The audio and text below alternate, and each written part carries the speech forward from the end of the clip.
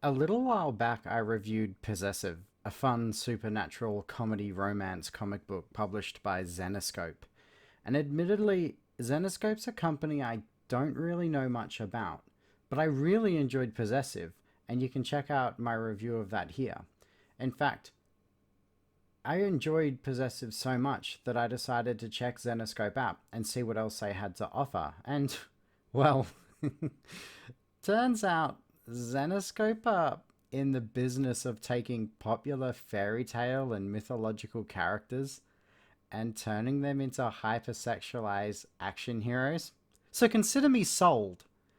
Now, not wanting to go straight to horny jail, I scrolled through to see if they had anything else. And to my surprise, I stumbled across a comic book called The Courier. I was immediately drawn into the cover art. We have a kick ass looking motorcycle and an attractive woman riding it. I mean, can you blame me? I love motorcycles. And well, I love a well done female lead just as much as the next guy. Now, admittedly, I wasn't sure if this would be horny bait or not, given what else I've seen on Zenoscope's website. So I just had to read it, you know, so that you guys would know. The Courier is a post apocalyptic science fiction action comic that appears to be heavily influenced by Mad Max with a little sprinkle of cyberpunk. Just a sprinkle, though. And it's important at this point to remind y'all that this comic book is from 2017. You see, back in the year 2033, less than 1% of the world's population was left, surviving a devastating pandemic virus, and of that 1%, half of them were mutated into monsters. The locals call them primals, and they're kind of like devolved lizard people zombies. It sounds kind of familiar. There are strongholds of humans set up around what I believe is America, living protected in walled off compounds with military guards. These districts, as I believe they're called, hire couriers to deliver important packages through the dangerous wastelands. And it's a very dangerous job with very little security. Now, our lead character is a woman called Eve Harper. Eve is one of these couriers. She's been in the game longer than anyone else, and when we're first introduced to Eve, she's kicking ass on a wooden dummy and comparing herself to Bruce Lee and sharing some playful banter with her AI drone. This does a pretty good job at establishing Eve as a fun but tough character who understands her limits.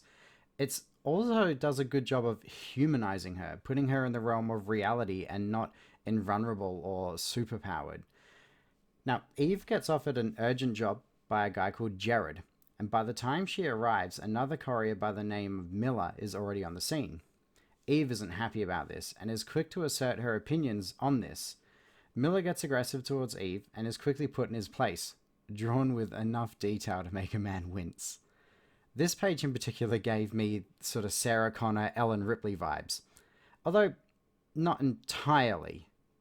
Jared explains that he needs someone to deliver medical supplies to a biker gang outside of the compound, as their leader has been shot, and without these supplies, might just kick the bucket. At this moment, Miller throws in the towel. The bikers outside of the compound are lawless vigilantes, and he'd rather keep his head on his shoulders, and of course, Eve takes the job. At this point, I'd like to point out just how much I love the design of Eve's motorcycle and her helmet. It suits the character so well, while also matching the aesthetic of the comic. In fact, the bike almost feels like a character in itself, which is a plus for me. Being that the job is time sensitive, in fact, impossible for most people to make at all, Eve finds herself racing through the ruins of civilization. She's warned by her AI drone to slow down, but can't take the risk and pays for it, wiping out in the middle of nowhere. With her bike torn to shreds and the clock ticking, Eve attempts a quick repair. Unfortunately for Eve, the crash has attracted the attention of some nearby primals. Eve gets set upon by the primals, and what ensues is a fun and tense action scene. Outnumbered but not outgunned, Eve manages to fight off the primals, but barely. Now, if you've watched my review of the Old Guard, this fight scene is the complete opposite of the fight scenes in that comic. The writers do a great job of establishing Eve as a mortal. She's skilled but not overpowered. She survives, but not unscathed. As the reader, having that feeling of danger really helped to immerse me in this world. It also helps that the artwork is so expressive. You really see the disbelief and terror in Eve's face, like, yeah, we can't believe you pulled that off either. In a typical post apocalyptic style, the fighting attracts more primals, and Eve makes a narrow escape with some playful banter from her AI companion. Eve eventually arrives at the biker camp, and they're quick to remind her that she's late. And this is where everything starts to crumble, and what was supposed to be a quick delivery turns into a real crap real fast. Now, to avoid spoilers, I'll leave out the rest of the storyline here. Eve as a character comes across as tough, resourceful, and quick witted, and not because the author wants to send you a message, but because Eve grew up in tough times that molded her to be this way, coming across more like a Sarah Connor and less like Andromach from the Old Guard. And that is a very good thing. She carries herself with confidence and doesn't take crap from anyone, but has a good moral compass in a world with very little morals, often putting others in front of herself and helping those in need, making her a three-dimensional fleshed out character. Now, as for all the side characters, there are quite a few, but I'm happy to say that they all have very distinct styles to them, making every one of the characters feel memorable, as well as helping the reader distinguish between all of the different gangs. On top of that, they're all given relatively clear motivations, even if some are a little cliche. The initial 2017 run had 5 action-packed issues and was followed up with a 3-issue sequel in 2021, which, if the final issue is to be believed, is continuing in 2022. These days, however, whenever there's a large gap between seasons, I get nervous. It rarely works out. I mean, look at what they did with Young Justice. However, I'm happy to report that this is not the case with the Courier.